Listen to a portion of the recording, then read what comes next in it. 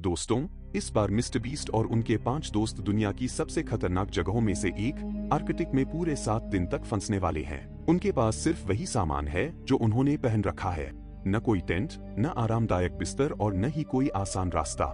जैसे ही वे बर्फ पर उतरते हैं, चारों तरफ सिर्फ बर्फ ही बर्फ दिखाई देती है। तापमान लगातार गिर रहा है और रात होते ही जानलेवा ठंड शुरू होने वाली है। इसलिए उनका पहला लक्ष्य है कि जल्दी से जल्दी बर्फ का घर, स्नो शेल्टर बनाया जाए और साथ ही आग जलाई जाए ताकि रात की ठंड से बच सके।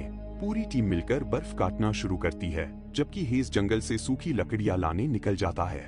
काफी मेहनत के बाद आखिरकार आग जल जाती है और सभी राहत की सांस लेते हैं। अब वे बर्फ पिघलाकर पीने का पानी तैयार करते हैं, लेकिन तभी एक बड़ा हादसा हो जाता है। आग के पास खड़े होने की वजह से मिस्टर बीस्ट की जैकेट और पैंट में आग लग जाती है। किसी तरह सभी मिलकर आग बुझाते हैं और बड़ा हादसा टल जाता है। रात तक उनका बर्फ का घर तैयार तो हो जाता है, लेकिन वह इतना छोटा होता है कि सभी लोग उसमें ठीक से लेट भी नहीं पाते। फिर भी ठंड से बचने के लिए वे किसी तरह उसी में रात बिताने का फैसला करते हैं। अगली सुबह जब सब उठते हैं तो कैमरे तक पर बर्फ जम चुकी होती है। सभी के हाथ पैर सुन्न हो चुके हैं और कई लोगों को अपने पैर की उंगलियां महसूस तक नहीं हो रही हैं। तभी एक विमान उनके ऊपर से उड़ता है। मिस्टर बीस्ट बताते हैं कि हर दिन एक बार यह विमान आएगा। अगर कोई इस चुनौती को छोड़ना चाहता है तो वह फ्लेयर गन चलाकर जा सकता है, लेकिन उसकी एक शर्त है, उसे अपना सिर पूरी तरह मुंडवाना होगा। फिलहाल कोई भी हार नहीं मानता और सभी फैसला करते हैं कि वे चुनौती जारी रखेंगे। लेकिन असली मुश्किलें अभी शुरू ही हुई हैं। दूसरे दिन की शुरुआत बेहद मुश्किल होती है। पिछली रात किसी को भी ठीक से नींद नहीं आई। सभी के कपड़ों और बैग पर बर्फ जम चुकी है, हाथ पैर सुन्न हैं और ठंड लगातार बढ़ती जा रही है।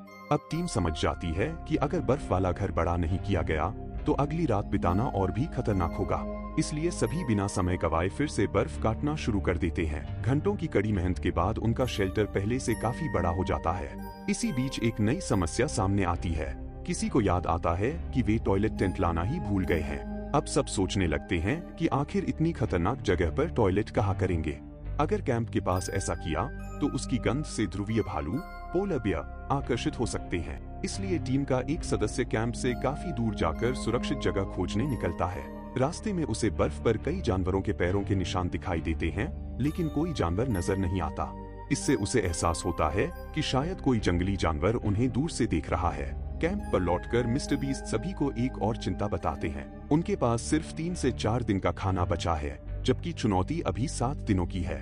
अगर जल्दी ही मछली पकड़ना या शिकार करना नहीं सीखा तो खाना खत्म हो सकता है। उधर ठंड का असर अब शरीर पर साफ दिखाई देने लगता है।